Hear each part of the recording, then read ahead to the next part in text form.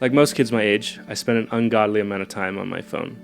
From morning until night, I am constantly reading, swiping, liking, watching, and commenting on content. It almost sneaks up on you every day.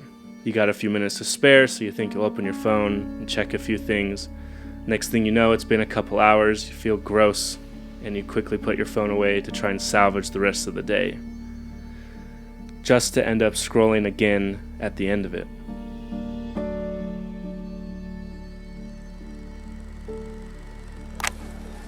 I was recently watching videos from kids my age in the early 2000s, and there's such a difference. During that time, the internet wasn't really accessible and smartphones hadn't been created yet, so kids were a lot more focused on making meaningful connections with others and going out and having experiences and making memories. Going into the last few months of 2023, I really want to focus on creating more and consuming less, which is why I decided to redo my entire home screen setup on my phone to hopefully motivate me to do just that.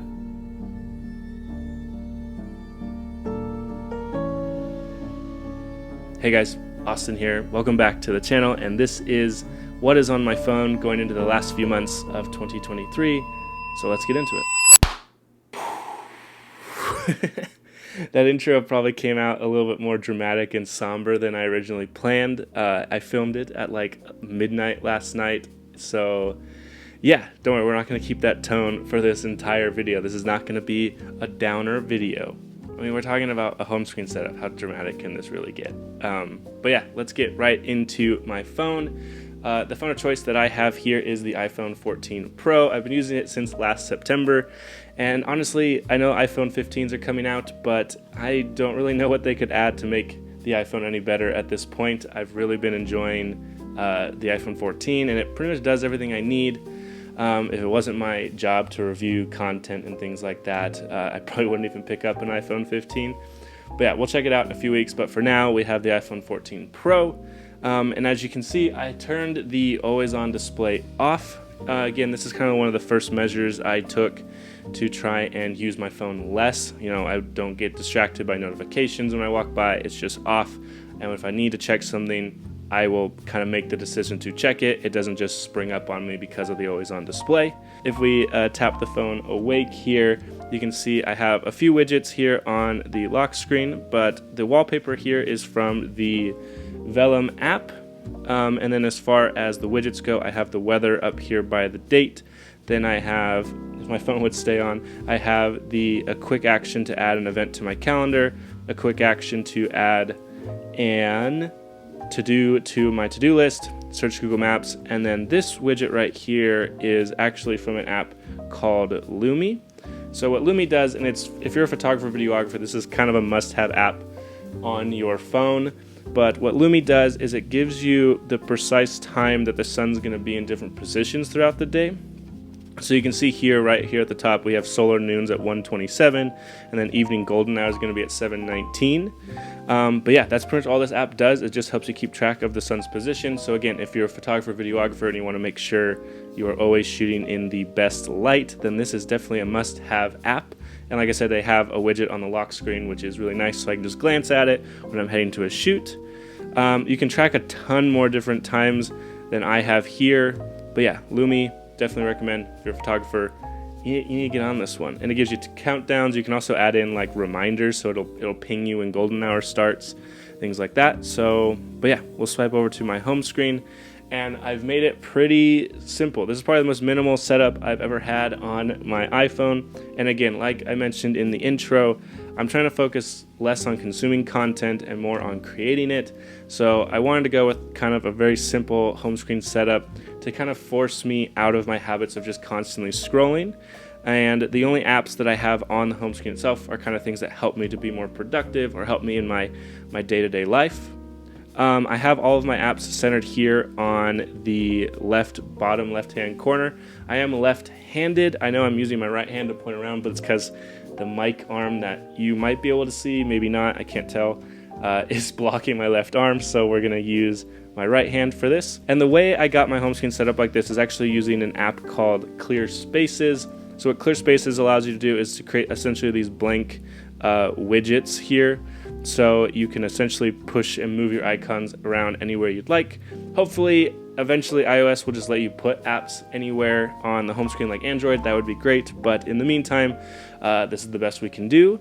So I have one at the top and I got two on the side here to kind of push everything down and to the left. The wallpaper is the same one from the lock screen from the Vellum app. I'm just using the built-in blur feature from iOS 16. And then the app icons, as you notice, they aren't the stock app icons. These are actually from OLIUR. I'll have them linked down below if you want to pick them up for yourself. Really clean app icons, and you can use the Shortcuts app to essentially create these different app icons. So yeah, super handy. But getting into the first portion of my setup, I have this weather widget here. Now, I recently made a reel over on Instagram about this weather widget. It's called the Not Boring Weather Widget, and I mean, like the name suggests, it's weather, but just not boring. So it's an extremely over-designed and extremely aesthetic weather app. Like you can see here, you have a giant animation for the conditions plus the temperature. You can just fling this thing around.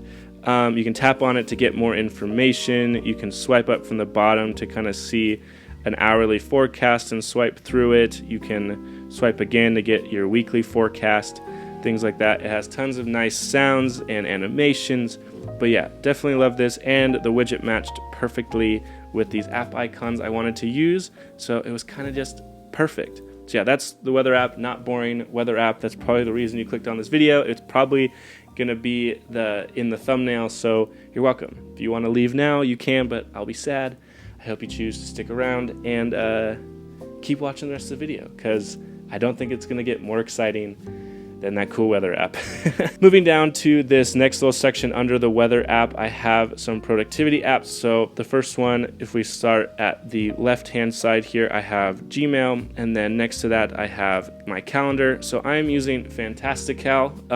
Pretty much the entire reason I'm using Fantastical is because of the natural language input that it offers. So for example, I could just come in here to add an event and just put lunch tomorrow at 12 p.m. with Ryan, and it would just automatically enter all of the information and the details, so I don't have to painstakingly go through each section like a normal calendar app would.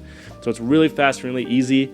I'm someone who's notoriously bad at updating his calendar, so having something that can use natural language support is really helpful and helps me to stay on task with my events a lot better. I also love just viewing everything in a month view, so that's why I have it here. Moving on, we have my Notes app. Now, I'm just using Apple Notes here, and I literally just dump ideas into like a list. I have a few different ones here and there. But yeah, I want to move back over to Notion. I know Notion's the coolest thing on the planet right now, I feel like. And I did used to use Notion quite a bit, but then it kind of got out of unorganized and all over the place, so I just moved over to using the Notes app. Eventually I am going to move back to Notion, but for now the regular Notes app is working just fine.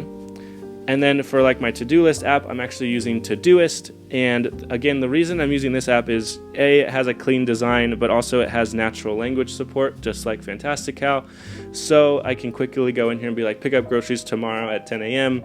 and just write that out in a sentence, and it'll automatically fill in all the details, again making it really quick to add events and to-dos to your list. Again, as someone who's notoriously bad at doing that, having something that is so frictionless to get things onto a to-do list just makes all the difference for me.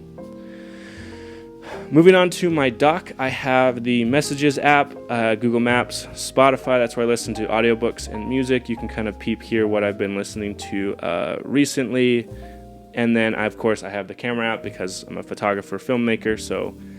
But surprisingly, I have the camera app here, but I never actually shoot photos with my phone, like pretty much at all anymore. Now that I have a few different cameras, I'm pretty much never shooting anything on my phone. Pretty much just stuff like receipts or like scanning things is pretty much all I use my phone to shoot, or if my dog's doing something funny. But honestly, I've been looking for like an everyday style camera, like a more compact one. And I know there's like Fujifilm and Ricoh and things like that, but like I want to be able to shoot really good photo and video in like a small compact one. So I've been looking at like the Sony ZV-E1, the new A7C Mark IIs just came out from Sony, but they're still like a little big. I feel like I should just take one of my regular cameras at that point. And as much as I'd hate to admit it, I'm pretty sure the best like all around like camera for me, like daily everyday camera, is probably just the iPhone. But if you have any good, everyday camera, compact size that can do good photo and video recommendations, leave them in the comments, because I'm definitely interested in trying to find one. You probably noticed I don't have the phone app here on the home screen or in the dock. That's mostly because I do call people quite a bit, but I usually just ask Siri to call someone, so I don't need to actually use the phone app very often. But yeah, that's pretty much the entire home screen here. If I do swipe over, I do have just two giant widgets. It's just my calendar and then the to-do list. So again, from the lock screen or anything like that, I can just quickly check on things that I have to do really quick by just swiping over. And then I do have other apps on my phone. This isn't all the apps that I have on my phone. Obviously, I do work in a creative field, so I do have all the social media apps still on my phone, and they're just tucked away into the app library here. But if I usually want to get one of them, I'll just swipe down and then search with Spotlight to try and find it. And as you can tell, I don't have any of the recommendations turned on for Spotlight, so when I swipe down, it just is a clean search feed. Again, trying to reduce the opportunity to get distracted as much as I can. But yeah, if we swipe back over, I have all the usual apps like X, Threads, YouTube Studio, Instagram, things like that. But a few apps that are kind of standouts for me that I use quite often is recently has been the AllTrails app. So living in Utah, I finally have started kind of getting out and adventuring and exploring the landscape like I've talked about in the past. So AllTrails has been really great for that. So it helps me to find different trails to go on here around me in Utah. It helps me keep track of my progress on those trails, things like that. So AllTrails has been really handy this summer. Another great app is the One for Wall app. Now, this is an AI generated wallpaper app, and it probably has some of the best wallpapers that I have ever seen on an iPhone or in any kind of wallpaper app. So you can filter it. They're updating it constantly, but you can filter it things by like nature or portraits, scenery, anime, anything that you're into. They probably have a section for you. You got gradients, depth, cars, things like that. So they got really sick, high resolution AI generated wallpapers. If you follow me again on Instagram, I've shared quite a few home screen setups with these wallpapers, and they're all from this app. So if you want to check that out, One for Wall is definitely a good app to check out. Another app I've been using quite frequently is actually the AMC Theaters app. So kind of a hot tip if you're an avid moviegoer like myself, you love going and seeing movies, and you live next to an AMC, they actually have their A-list membership. It's $20 a month, and you can see 3 movies every single week for $20. So it's kind of highway robbery when it comes to seeing movies, and I'll probably go and I try and go at least every Thursday or Friday to go see a movie. But yeah, if you are an avid moviegoer, this is probably the best, and you live next to an AMC, of course, this is probably the best bang for your buck. This isn't sponsored by AMC, it's just literally I use this app probably more than anything else on my phone, because I love going and seeing movies. I probably see like 7 or 8 a month right now. I need a life. But yeah, AMC, A-list, if you live next to one and you like movies, definitely pick up this app. But yeah, everything else is kind of just your standard apps you'd expect to find on everyone's iPhone. But yeah, that's my home screen setup. I hope you enjoyed this video. Like I said, I am trying to get more consistent, and I am pushing to make more and more YouTube videos. So make sure to like and subscribe for the next video, and I will see you real soon. So yeah.